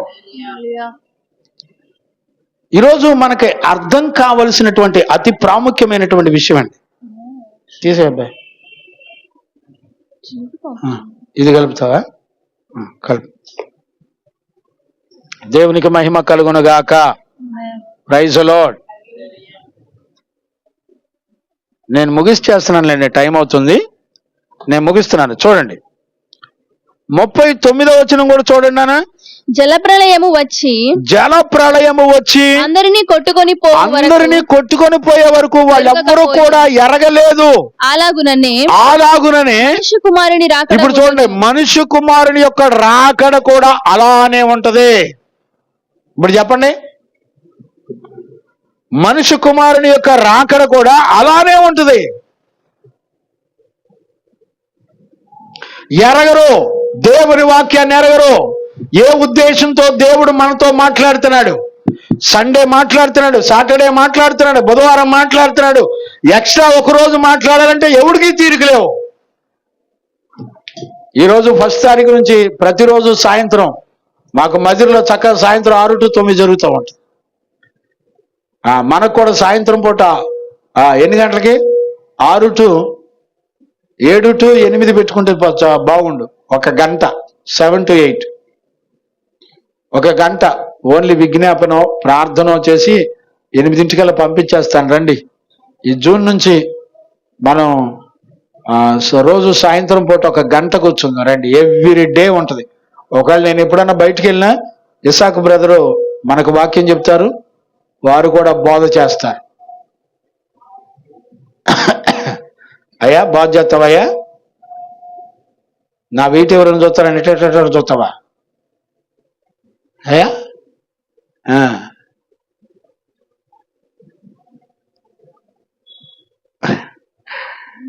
మరుగైనది ఏది ఉండదు. ఇసాక్ మొత్తం బట్టబయలు అవుతాయి. ఏది దాచిపెట్టుకున్నా, నువ్వు 56 కేజీలు ఉన్నావు, నువ్వు దాచిపెట్టుకున్నా 40 ఉన్నానని ఎన్నిసార్లు అబద్ధం ఆడినా ఏదో ఒక రోజు నిన్న దొరికిందిగా. మొన్నదాకా ఏమని చెప్పావు? 40 అన్నావు. ఈరోజు దొరికిందిగా, నిన్న దొరికిందిగా. అదనమాట. Praise the lord. దేవునికి మహిమ కలుగును గాక. చదవండానా? 42 కూడా చదవండానా? కావున ఏ దినము నీ ప్రభువు వచ్చునో తెలియదు గనుక కన్ఫామ్ గా నీకు తెలియదు. మెలకుగా ఉండు. ఇప్పుడు నువ్వు మెలకుగా ఉండాలి. చివరిలో చెప్పదలుచుకుంది అదే. ఆయన రాకడ ఏ దినము సంభవించునో, నీ ప్రభు ఏ గడిలో వస్తాడో, రాత్రి వస్తాడో, మిడ్ నైట్ వస్తాడో, పగలొస్తాడో, ఏ గడిలో వస్తాడో నీకు తెలియదు కనుక నువ్వు మస్ట్ అండ్ షుడ్ సిద్ధపడి ఉండాలి. అంటే ప్రతి నిమిషం నువ్వు దేని కొరకు బతకాలి చెప్పండి? ఈ మాటను బట్టి ప్రతి సెకండు రాకడ యొక్క ప్రత్యక్షతలో ఆయనతో కూడా నిలిచి ఉండే భాగ్యాన్ని సంపాదించుకోవడానికి నువ్వు ఖచ్చితంగా సిద్ధపడి ఉండాలి. ఇప్పుడు చూడండి, నీ లైఫ్ స్పాన్ మొత్తం నిమిషం గడిచేటప్పుడు దేవుడు నీలో ఏం ఆశించి చూస్తున్నాడు? రాకడ కొరకు సిద్ధపడ్డానికి నీ దగ్గర ఇప్పుడు ఏం కావాలంట? పరిశుద్ధత కావాలి. రాకడ కొరకు సిద్ధపడడానికి నీకేం కావాలి? భక్తి కావాలి, దేవుని నీతి కావాలి, గుర్తుపట్టారా? విశ్వాసం కావాలి. నిలిచి ఉండుట అనే టాపిక్ కూడా రాశాను నేను. ఆల్రెడీ ఇంచుమించుగా 3 పేజీలు రాశాను నేను. నిలిచి ఉండటం అనే టాపిక్ చాలా మంచి టాపిక్. అంటే ఈ వారం టైం అయిపోయింది. నెక్స్ట్ క్లాస్లో ఈ సబ్జెక్ట్ ఉంటుంది. మీరు ఖచ్చితంగా వినండి. ఒక్కళ్ళన్నా నేను 2వ సారి విన్నాను అయ్యగారు అన్న వాళ్ళు ఒక్కళ్ళు కనపడతారు. అప్పుడప్పుడు మా రత్నమ్మ అంటది, అది కూడా నెలకోసారో సంవత్సరానికి ఒకసారి అంటా ఉంటుంది. పానీలో ఒకతను ఉంది అనుకుంటున్నాను నేను.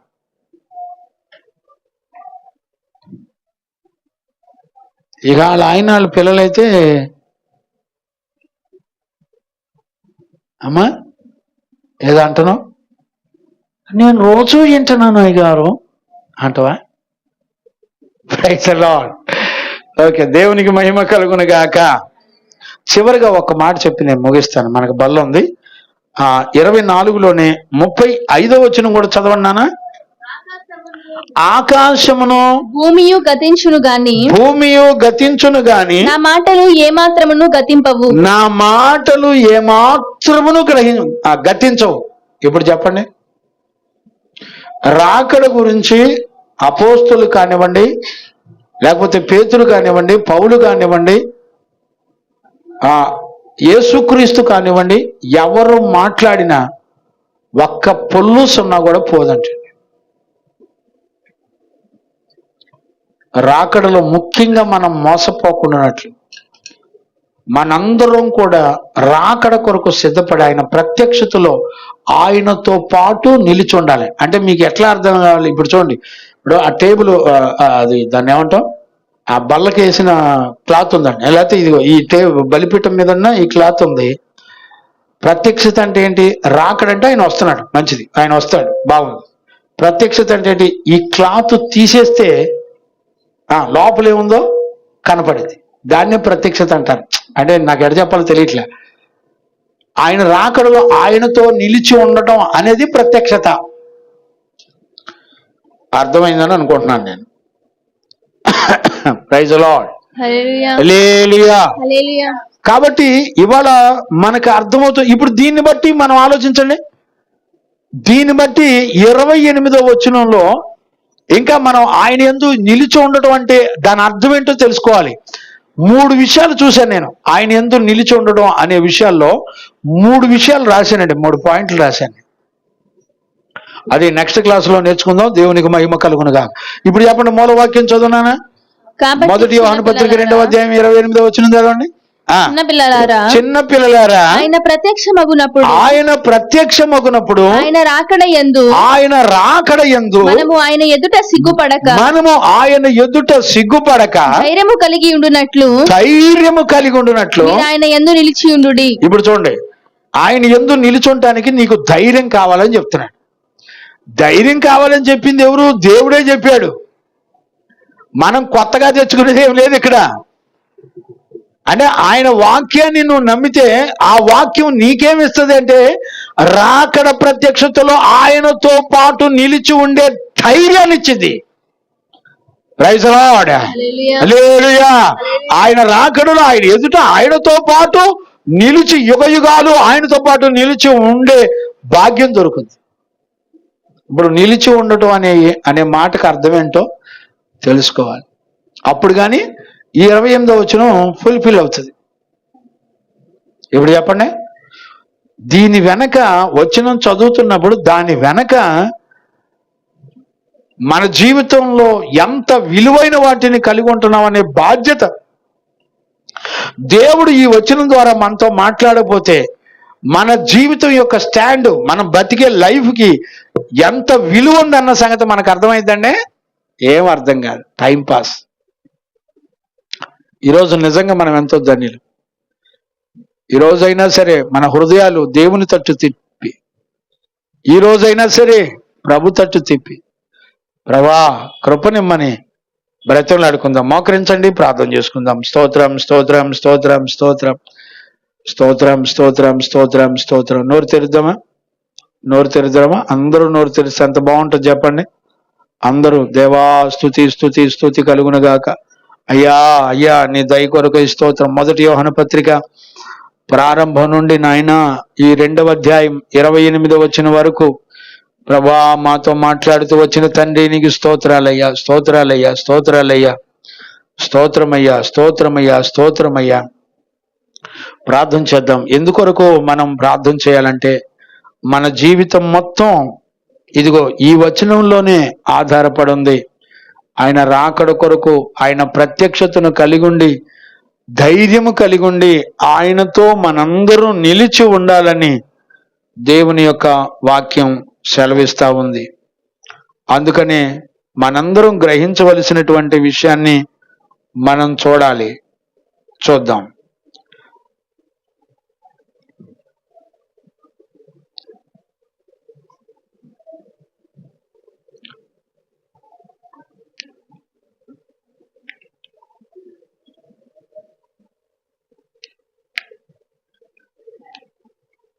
ప్రార్థన చేద్దాం.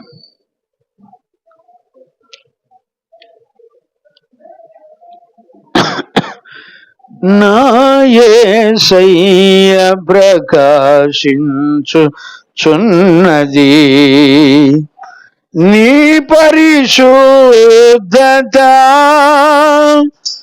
నీ రాజనగరమంతా, నీ రాజనగరమంతా మానక స్తుతి నొందుచున్నా, మానక స్తుతి నొందుచున్న నా యేసయ్యా ఆరాధన ఆరాధన ఆరాధన ఆరాధన ఆరాధన ఆరాధన నా యేసయ్య ప్రకాశించుచున్నది నీ పరిశుద్ధత నీ రాజనగరమంతా నీ రాజనగరమంతా మానక స్తుతి నొందుచున్న మానక స్తుతి నొందుచున్న నా యేసయ్యా ఆరాధన ఆరాధన ఆరాధన ఆరాధన ఆరాధన ఆరాధన నా యేసయ్య ప్రకాశించుచున్నది నీ పరిశుద్ధ నగరమంతా నీ రాజనగరమంతా లోబడండి నాలో నీ ప్రేమ ఉంచుటకు దినమెల్లా నీ చేతులు చాచినావా నీ నాలో నీ ప్రేమ ఉంచుటకు దినమెల్లా నీ చేతులు చాచినావా నీకు దూరమై పోతానని నీకు దూరమై పోతానని క్షణ క్షణము నీ ప్రేమను చూపుచు కను పాపగా నన్ను కాపాడుచు క్షణ క్షణము నీ ప్రేమను కను పాపగా నన్ను కాపాడుచు నా యేసయ్య ప్రకాశించుచున్నది నీ పరిశుద్ధత నీ రాజనగరమంతా నీ రాజనగరమంతా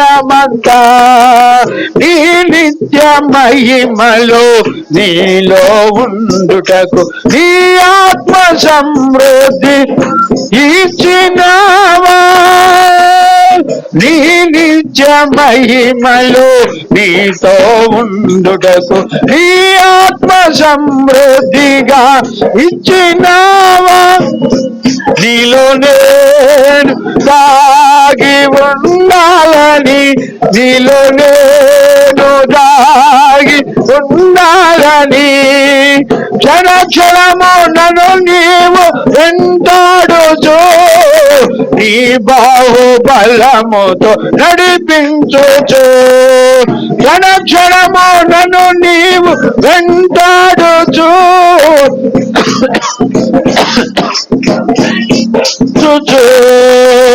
నా యేసయ్య ప్రకాశించుచున్నది నీ పరిశుద్ధ నీ రాజనగర్ నీ రాజనగరమంతా నీ రాజనగరమంతా లోబడని నాలో నీ ప్రేమ ఉంచుటకు దినమెల్లా చేతులు చాపినావా నీకు దూరమై పోతానని నీకు దూరమై పోతానని క్షణ క్షణము నీ ప్రేమను చూపుచు కన్ను పాపగా నన్ను కాపాడుచు క్షణ క్షణము నీ ప్రేమను చూపుచు కన్ను పాపగా నన్ను కాపాడు యేసు నా యేసయ్య ప్రకాశించుచున్నది నీ పరిశుద్ధ నీరాజ నగరమంతా నీరాజ నగరమంతా నీరాజ నగరమంతా మానక స్తుతి నందు మానక స్తుతి నందు నా యేసయ్యా ఆరాధన ఆరాధన ఆరాధన ఆరాధన ఆరాధన ఆరాధన ఆరాధన ఆరాధన ఆరాధన ఆరాధన ఆరాధన. ఈ దేవుని పిల్లారా, ఈ పునరుద్ధాన దినాన ఈ సంగతులు నీకు అర్థం కాకపోతే మనం ఎంత నష్టపోతామో. నువ్వెందుకు బ్రతుకున్నావో తెలిసినా, దేవుడు నీకెందుకు రక్షణ ఇచ్చాడో తెలుసా, దేవుడు నీకెందుకు మారు మనసు ఇచ్చాడో తెలిసినా, ఆయన రాకడలో ఆయన ఎదుట నిలబడాలి, ఆయన ప్రత్యక్షతలో ఆయన ఎదుట నువ్వు నిలబడాలి, ఆయనతో నువ్వు ఉండాలని దేవుడు కోరుకుంటున్నాడు. మరి నీ జీవితం దేని కొరకు ఖర్చు పెట్టుకుంటున్నావు, దేని కొరకు కష్టపడుతున్నావు? మోసం పోకండి. లేఖనం ఏం చెప్తుందో తెలిసిన, మీరు మోసపోకుండా ఉండడానికి ఈ సంగతులు మీకు చెప్తున్నాను. ఒక దినాన ప్రభు రాకడ ఉంది, ఆయన ప్రత్యక్షత కూడా ఉంది. రాకడ జరుగుతుంది, మెరుపు తూర్పును పుట్టి పడమట కనబడినట్లు ఆయన రాకడ ఉంటుంది. దేవుని ఉద్దేశం ఏంటో తెలిసిన, ఆయన ప్రత్యక్షతలో ఆయనతో పాటు నువ్వు కూడా ఉండాలి. బిడ్డా, నువ్వు నమ్మేవా? విశ్వసించారా?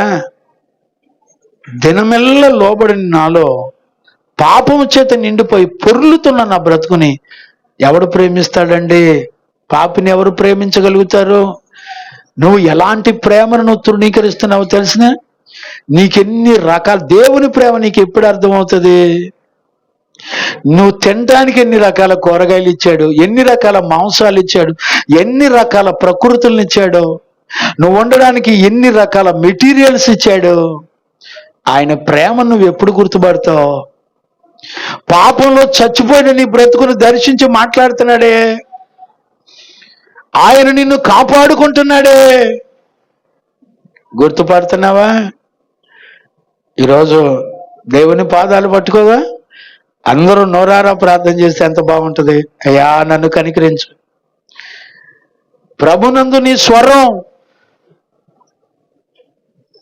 బిగ్గరగా మన కంఠ స్వరాలు వినపడాలి. పాటలు పాడడానికి నోరు తెరవు, ప్రార్థన చేయడానికి నోరు తెరవు, దేవుని స్తుతించడానికి నోరు తెరవు. ప్రభునందు నువ్వు ఆనందించగలుగుతున్నావా? 95వ కీర్తనలో బహుగా సంతోషపడుతున్నారు. వాళ్ళు సంతోషపడటమే కాదు, అనేకుల్ని పిలుచుకుంటున్నారు. ఈ రోజైనా దేవుని పాదాలు పట్టుకోకూడదా? ప్రభా, నీలాంటి దేవుడు నాకెవరూ లేరయ్యా. ఈ భూమి ఆకాశములు మమ్మల్ని అందరినీ సృష్టించిన దేవుడవు కదయ్యా. అయ్యా, నీ మాటలు నమ్మడానికి కృప దయచేయండి. సాతాను ఏ వాక్యమైతే మమ్మల్ని రాకడ ప్రత్యక్షత కొరకు ఆయనతో నిలిచి ఉండేటట్టు నమ్మకాన్ని పుట్టిస్తుందో, ఆ వాక్యం ఎడల నమ్మకం లేకుండా మన దినాలన్నీ పొట్టెగిరిపోయినట్టు ఎగిరిపోతున్నాయి. నోవ దినాలు ప్రజలు ఎలాగున్నారు, లోతు దినాలు ప్రజలు ఎలాగున్నారు, మనుష్య కుమారుడు రాకడ దినాల్లో కూడా దుర్బోధన చేత మోసగించబడుతున్నారు. ఈ రోజున పరిస్థితులు ఎలాగున్నాయి? బిడ్డా, సత్యవాక్యం నీతో మాట్లాడుతున్నప్పుడు నమ్మగలుగుతున్నావా? నమ్మే విశ్వాసం మనకుందా? చేద్దాం, ప్రార్థన చేద్దాం. ఒక తీర్మానం చేసుకొని ప్రార్థన చేసుకుందాం. మహాపరిశుద్ధులైన తండ్రి, ఈ పునరుద్ధాన దినాన నీ బిడ్డలతో నాతో మీరు మాట్లాడుతూ వచ్చారయ్యా. మేమందరం మాకు అర్థమైపోయాడు యేసయ్య, మాకు తెలుసు అనుకుని భ్రమపడుతున్నాం. కానీ వాక్యపు వెలుగులో నుంచి చూస్తున్నప్పుడు నిజంగా ఇంతవరకు మేము క్రీస్తు మాకు అర్థం కాలేదన్న సంగతి మాకు తేటగా అర్థమవుతుంది అయ్యా. ఈరోజు ఎంతో స్పష్టంగా నాతో మాతో మీరు మాట్లాడినందుకు కృతజ్ఞతాస్తుతులు చెల్లిస్తూ యేసు నామంలో అడిగి ప్రార్థించి పొంది ఉన్నాము తండ్రి, ఆమేన్. ప్రార్థన ఆలకించి అడిగినవన్నీ పొందుకునే భాగ్యం ఇచ్చి విశ్వాసము ద్వారా నైమ్య జయము పొందే భాగ్యం ఇచ్చి నడిపించిన యేసయ్యకు స్తోత్రము చేయదము. స్తోత్రం స్తోత్రం స్తోత్రం స్తోత్రం స్తోత్రం. తండ్రి కుమార పరిశుద్ధాత్మ దేవునికి స్తోత్రము చేయదము. స్తోత్రం స్తోత్రం స్తోత్రం స్తోత్రం స్తోత్రం. ఆమేన్.